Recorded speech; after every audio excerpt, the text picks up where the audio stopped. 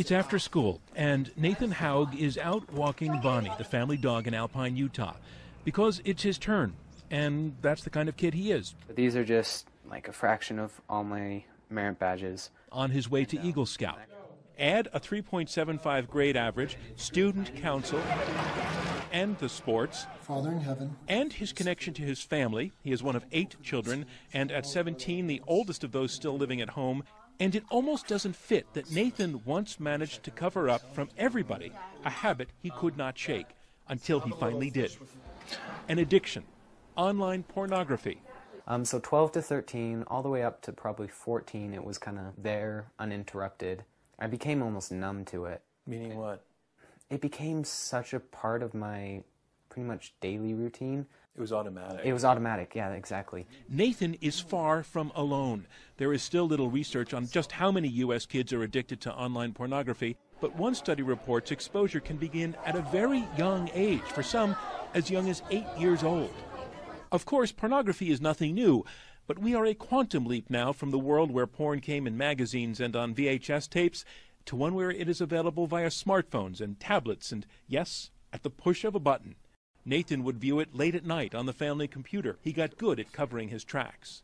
Eventually I got to deleting that and deleting specific searches and cleaning up my mess afterwards, to the time where I timed it masterfully. It just did not fit at all into who he was in the rest of his life. A Mormon active in the church, and that hurt. And so I felt like every day I was just incomplete, like there was a whole chunk of me missing, you know, like a hole in my gut that just wasn't there. What did that hole in your gut represent? Whenever I was in a church activity, I felt like I couldn't fully participate. I felt like I couldn't be honest with people, and I wanted to honestly get to know other people. Because you were holding back so much about what you were really doing late at night. And that built into the secrecy even more, because now instead of lying about the actual act, it was also putting on like a front, you know, putting on a mask. Was this a lonely experience? It was. I didn't think I could approach someone and get help, really. I was kind of trapped. The warning signs for those who become addicted may include depression, poor school performance, self-isolation, also lying. It seemed silly to me. I would catch him in a lie and... Silly things. Yes. Like, why would you lie about that? You know, it seemed unnecessary, but I could tell it had become a habit. Studies show that 7 out of 10 teens have been accidentally exposed to pornography online. Boys are more likely to view it, but yes, girls get hooked too, like Brianne Saldivar of Austin, Texas. I started to isolate myself because I hated what I was doing. I hated that I couldn't stop. Brianne is now 22, but remembers how she was addicted during all of her high school years. I would say that this is something that was not just me. I knew tons of students who were in my grade, my peers, who were struggling with the same thing. We're at Bingham High School in South Jordan, Utah. It's a school-wide presentation by a group called Fight the New Drug, which is formulating a new kind of message on pornography. It's not that it's bad or weird to find images of sex a turn on. It's the opposite. That's normal.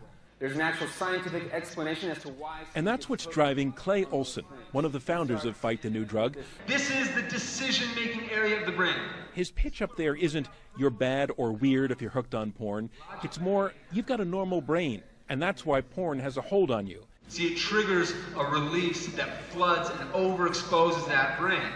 He's trying to destigmatize the habit enough so that kids who are hooked will seek help. After pretty much every assembly we do, I have probably 2 or 3, sometimes 4 different teenagers coming up to me and telling me their story of how they are currently addicted. And did that happen today? Yeah, that happened today. And the emails they get are heartbreaking. I started when I was 8 for about a year until my parents found out.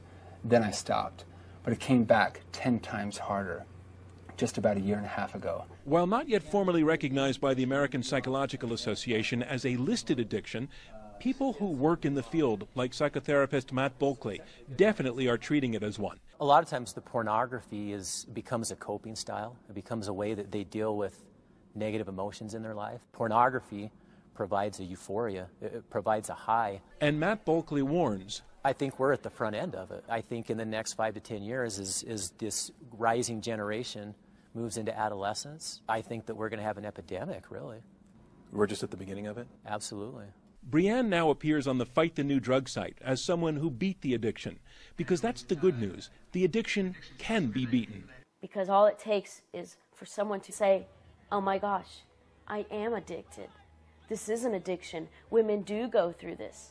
The point finally came for Nathan Haug, too. He began a program the church had designed. He got himself unhooked, and now he's putting himself out there to help other kids who are trapped.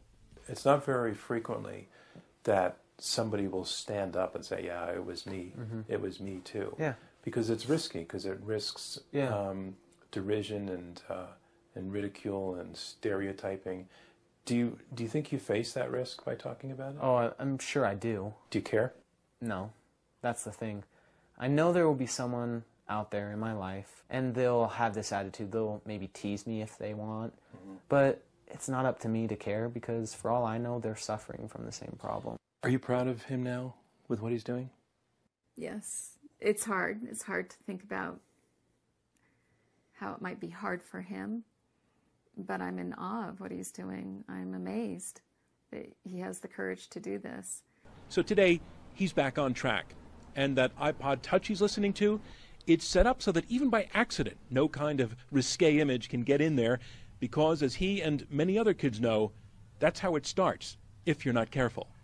I'm John Donvan for Nightline in Alpine, Utah.